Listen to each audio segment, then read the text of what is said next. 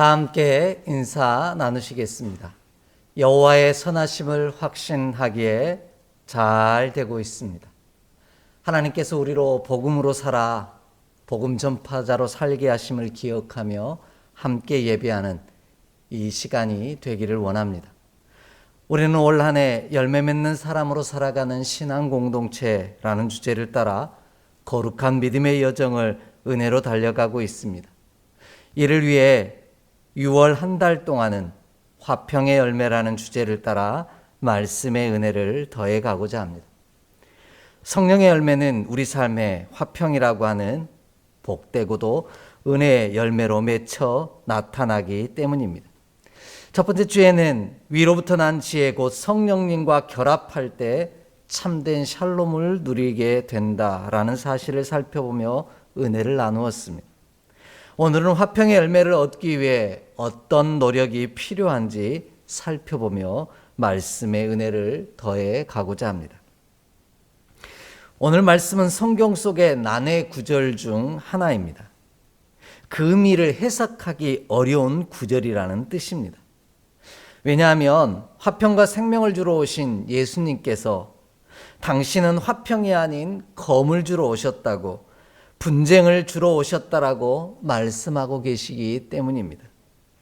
그것도 가족끼리 불화하게 하려고 오셨다고 하니 그 뜻을 헤아리고 이해하기가 어렵습니다. 그렇다면 여기에는 이렇게 말씀하실 수밖에 없는 예수님의 숨은 의도가 있을 것이라는 짐작을 하게 됩니다. 그 숨은 의도가 무엇인지 발견하는 시간이 되기를 원합니다. 오늘 말씀은 화평과는 거리가 먼 것처럼 보입니다. 그러나 진짜 화평이 어떻게 가능한지를 분명하게 보여주시는 말씀입니다. 무엇보다 오늘 말씀의 전체 흐름과 맥락은 예수님의 제자로 구별된 자들에게 주신 말씀이라는 점입니다. 마태복음 10장 전체가 예수님의 제자된 자에게 던지는 도전이라는 사실을 기억하며 말씀을 통해 은혜를 나누기를 원합니다. 먼저 진짜 화평은 검을 주는 일입니다. 본문 34절 말씀 함께 읽겠습니다. 34절입니다. 내가 세상에 화평을 주러 온 줄로 생각하지 말라. 화평이 아니요 검을 주러 왔노라. 아멘. 이 문장을 말씀 그대로 읽어서는 안 됩니다. 예수님께서 검을 주러 오셨으니 화평은 없다는 뜻이 아니기 때문입니다. 진정한 화평 곧 샬롬은 끊임없는 전쟁 곧 전투를 통해 가능하다라는 뜻입니다. 예수님은 얄팍한 화평이 아닌 검을 주러 왔다고 말씀하십니다. 이렇게 고백하는 이유는 주로 오셨다라는 표현을 통해 이해할 수 있습니다. 예수님은 주로 오신 것이 아니라 우리 삶에 던지러 오신 분이시라는 겁니다. 주로라는 이 단어는 본문에 보면 숫자 2가 쓰여 있을 것입니다. 숫자 2라는 단어를 따라 쭉 아래로 내려가 보시면요, 그 뜻이 무엇인지 설명해 주고 있습니다. 그 뜻이 무엇입니까? 헬라어로 던지다라는 뜻입니다. 부모가 사랑하는 자녀에게 손에 살포시 무언가를 쥐어주는 것이 아니라요, 그 물건을 휙 하고 던진 것을 의미하는 단어입니다. 마치 잔잔한 호수에 돌멩이를 던진 것과 같은 의미입니다. 돌멩이가 호수에 떨어지면 파장을 일으키면서 옆으로 퍼져가는 것과 같은 이치입니다. 우리 가운데 찾아오셔서 자기 자신을 고요하던 우리 삶에 던지신 것입니다. 그로 인해 우리의 삶의 가운데 분쟁이 일어날 것입니다. 우리 안에 파장이 일어났다는 것이죠. 내 안에 거룩한 다툼을 일어나게 하시는 분이 우리 주 예수 그리스도이십니다. 이것이 바로 주러라는 단어가 갖고 있는 뜻입니다. 이 주러라는 단어는 헬라어로 발로라는 단어인데요, 내던지다 라는 뜻과 함께 일어나다라는 뜻을 가지고 있습니다. 예수님께서는 아무 문제 없이, 의식 없이 살아가던 유대 사회 속에 작은 아니 큰 파장을 일으키시려고 찾아오신 분이십니다. 성경의 기록을 보십시오. 예수님이 가시는 곳마다 기존 사회 질서는 도전받기 시작합니다. 어떻게 사는 것이 진정한 의인의 삶이요, 하나님의 자녀인지, 하나님의 자녀로 살아가는 것인지 고민하게 만드셨습니다. 일명 복음이신 예수님이 가는 곳마다 소요, 곧 분쟁이 일어났다라는 겁니다. 그 증거가 바로 사도행전에 기록되어 있는데요. 제자들이 복음이신 예수 그리스도를 전파하는 곳마다 예수님으로 말미암아 소요가 일어났다라고 분명하게 말씀하십니다. 이처럼 죄인의 삶을 살고 있으면서도 자신이 죄인인지 알지 못하는 우리에게 찾아오셔서 우리 자신의 죄인됨을 들여다보게 하시려고 자신을 우리 가운데 던져주신 분이 바로 우리 주 예수 그리스도라는 겁니다. 그래서 고요하던 삶의 심각한 도전과 질문을 던져주셨습니다. 이와 같이 복음이 우리 삶의 도전과 질문을 던질 때 그 질문과 도전에 반응함으로 말미암아 우리는 예수님의 제자로 거듭나는 놀라운 은혜를 누리게 하실 줄 믿습니다. 예수님이 당신의 삶을 우리에게 던져주심이 우리 삶의 거룩한 하나님의 제자로 거듭나는 축복의 기회가 되기를 원합니다. 그런데 이와 같은 도전과 질문들은 우리를 힘들게 만들더라는 겁니다. 아무 생각 없이 살고 있던 나에게 수많은 고민과 생각을 던져주시기 때문입니다. 그래서 저와 함께 제자 훈련을 받으셨던 믿음의 지체가 이런 말씀을 저에게 하시는 것을 들은 적이 있습니다. 목사님과 제자 훈련을 함께 하다 보니 믿음으로 사는 것이 더 힘들어졌다라는 겁니다. 이전에는 아무 생각 없이 그냥 믿으면 됐었는데 저와 함께 훈련을 받으면서 수없이 많은 질문과 갈등들을 던져주시니 고민하며 살아야 할 것들이 너무 많아지니 더 힘이 들더라는 겁니다. 어떻게 살아가는 것이 진정한 예수님의 제자로 살아가는 것인지 고민하고 갈등하게 되더라는 겁니다. 그래서 제자 훈련을 받기 싫다는 말씀을 하신 적이 있습니다. 이와 같이 우리 안에 예수 그리스도가, 복음이신 예수 그리스도가 던져짐이, 검으로 던져짐이 우리를 힘들게 만듭니다.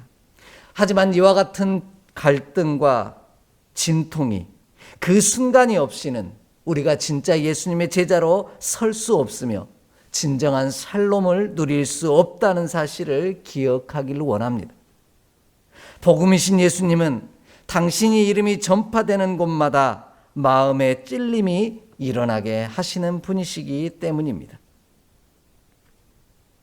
예수님은 마음의 찔림을 주러 오신 분이십니다. 그로 인해 우리는 영적 전쟁을 치러야만 합니다. 예수님의 말씀을 듣고도 아무런 찔림이 없고 우리 안에 아무런 도전도 없다면, 아니 아무런 감각도 없다면 저와 여러분의 삶은 양심에 화인받은 자와 같이 감각을 잃어버린 자가 된다라는 겁니다. 사도행전을 살펴보면 두 번의 마음에 찔리는 사건이 기록되어 있습니다. 그 하나가 사도행전 2장 37절 말씀이고요. 다른 하나는 사도행전 7장 54절의 말씀입니다. 똑같이 마음에 찔려라는 단어를, 문장을 사용하고 있지만 그 결과는 너무나 다르게 나타납니다. 사도행전 2장 37절의 말씀은요, 베드로의 설교를 들었던 이스라엘 백성들이 마음에 찔려 하나님께로 돌이켰던 사람들에 관한 말씀이고요. 사도행전 7장 54절은 스데반 집사의 설교를 듣고 마음에 찔려 하나님에게서 돌이켜 스데반 집사님을 돌로 쳐 죽이려고 하는 사람들에 관한 이야기입니다. 똑같이 마음이 찔렸는데 그 마음의 찔림의 반응을 어떻게 하느냐에 따라서 하나님에게로 돌이키는 역사가 임하기도 하고요. 하나님에게서 돌이켜 떠나는 역사가 일어나기도 하더라는 겁니다. 이처럼 우리 삶에 검으로 던져주신 예수님으로 말미암아 우리 안에 끊임없는 갈등과 또 분쟁과 영적 전쟁을 치르며 살아가는 우리가 되기를 원합니다. 이것이 바로 화평이 아닌 검을 주러 오신 사건입니다. 이러한 영적 전쟁에서 승리한 자만이 주님과 화평을 누리고 세상 가운데서 진정한 샬롬을 누릴 수 있습니다. 우리가 이 거룩한 믿음의 선한 싸움에서 끊임없이 갈등하고 찔림에 대답함으로 말미암아 진짜 승리를 맛보는 저와 여러분의 삶이 되기를 원합니다. 그리하면 우리가 예수님의 제자가 될 것이요, 예수님과 더불어 이 땅에서 참된 평화를 누리며 살아가는 귀한 믿음의 백성이 될 줄 믿습니다. 이 놀라운 은총이 함께 예배하는 저와 여러분의 삶에 가득하기를 주의 이름으로 축복합니다. 두 번째로요, 화평은 자기 십자가를 지고 예수님을 따르는 일입니다. 38절 말씀 함께 읽겠습니다. 38절의 말씀입니다. 또 자기 십자가를 지고 나를 따르지 않는 자도 내게 합당하지 아니하니라. 아멘. 우리에게 검으로 던져주신 예수님은 우리로 십자가를 지고 예수님을 따르게 하십니다. 이것이 영적 전쟁이요 믿음의 선한 싸움이며 화평을 이루는 길입니다. 진정한 화평 곧 샬롬은 누리기를 위해서는 자기 십자가를 지는 일이 필요하다라는 말씀입니다. 우리 성경이 십자가로 번역하고 있는 이 스타리오스라는 단어는요, 원래 의미는 기둥이라는 뜻을 가지고 있습니다. 위로 향한 막대기 혹은 기둥을 의미하는 단어입니다. 그런데 우리는 그것을 믿음의 언어인 십자가로 설명하고 있습니다. 그러다 보니 그 기둥이 단순히 믿음의 모습으로 바뀌어버린 겁니다. 그러나 이 원뜻은 스타우로스라는 이 단어는 기둥, 바로 우리의 죽음을 이야기하는 단어입니다. 예수님을 따라가는 일은 죽음의 위험에 노출되는 일이라는 뜻입니다. 예수님을 따랐던 제자들의 모습을 한번 떠올려 보십시오. 대적의 무리들에 의해 예수님뿐만 아니라 그를 따르던 제자들도 죽음의 위협을 받았습니다. 이 모든 위협들로부터 승리하기 위해서 우리는 하나님의 전신갑주를 입고 내 자신을 무장해야 한다, 이렇게 말씀하는 겁니다. 그렇지 아니하면 이 싸움 가운데서 승리할 수 없기 때문입니다. 검은 전쟁과 싸움의 도구입니다. 우리 삶에 검을 던져주신다라는 말씀은 자기 십자가를 지고 예수를 따를 것이냐 따르지 않을 것이냐 끝없이 전쟁을 치르는, 갈등하며 또 내 자신을 쳐서 주의 뜻에 부복하는 나를 죽이는 일이다, 이렇게 말씀하고 있습니다. 이런 선한 싸움을 싸웠던 사람이 있습니다. 그가 바로 사도 바울입니다. 그 믿음의 고백을 우리 함께 좀 살펴보겠습니다. 로마서 7장 23절로 25절의 말씀입니다. 로마서 7장 23절로 25절의 말씀입니다. 내 지체 속에는 한 다른 법이 내 마음의 법과 싸워 내 지체 속에 있는 죄의 법으로 나를 사로잡는 것을 보는도다. 오라, 나는 곤고한 사람이로다. 이 사망의 몸에서 누가 나를 건져내랴. 우리 주 예수 그리스도로 말미암아 하나님께 감사하리로다. 그런즉 내 자신이 마음으로는 하나님의 법을, 육신으로는 죄의 법을 섬기노라. 아멘. 위대한 하나님의 제자 사도 바울도 그 마음 가운데 하늘의 법과 죄의 법이, 육신의 법이 끊임없이 싸우고 있다라고 고백하고 있습니다. 하물며 연약한 저희들은 오죽하겠습니까? 오늘 저와 여러분도 연약하기에 이와 같은 믿음의 선한 싸움을 끝까지 싸워내므로 예수 그리스도를 따라가는 저와 여러분의 삶이 되기를 원합니다. 그리할 때 저와 여러분이 진짜 예수님의 제자가 됨으로 말미암아 주님과 함께 화평을 누리며 참된 평안을 누릴 줄 믿습니다. 요 며칠 전 제 아내가 소개해서 읽게 된 피로 교회를 넘어 필요 교회로라는 책이 있습니다. 그 내용 중에 이 시대가 바라는 믿음의 사람은 능력 있고 권세 있는 사람이 아니라 끊임없이 자신과의 영적 싸움을 통해 신앙 상담을 받을 만한 일을 찾는다라는 표현을 나타내고 있습니다. 능력 있고 강한 사람을 찾는 것이 아니라 끊임없이 믿음의 선한 싸움을 싸우며 살아가는 이에게 신앙 상담을 받고 싶어 한다라는 말입니다.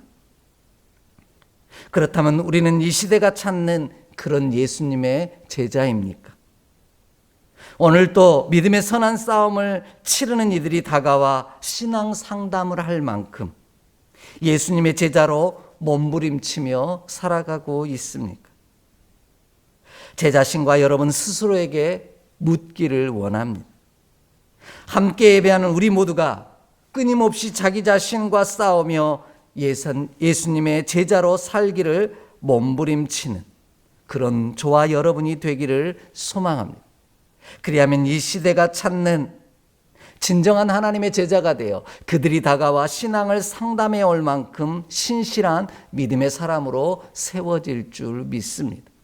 이 은총이 저와 여러분의 삶에 가득하기를 간절히 소망합니다. 이와 같이 영적 전쟁은 다른 사람과의 싸우는 것이 아닙니다. 내 자신과 끊임없이 그리고 철저하게 싸우는 일입니다.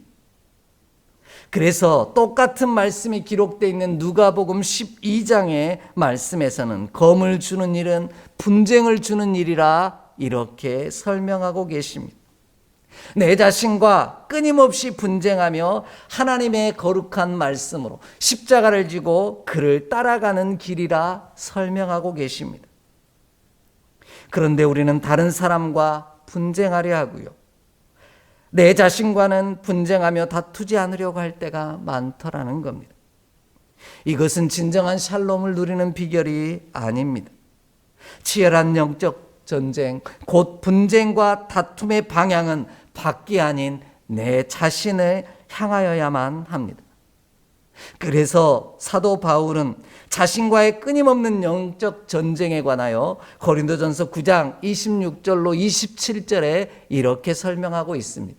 우리 좀 함께 찾아 읽겠습니다. 고린도전서 9장 26절로 27절의 말씀입니다. 함께 봉독합니다.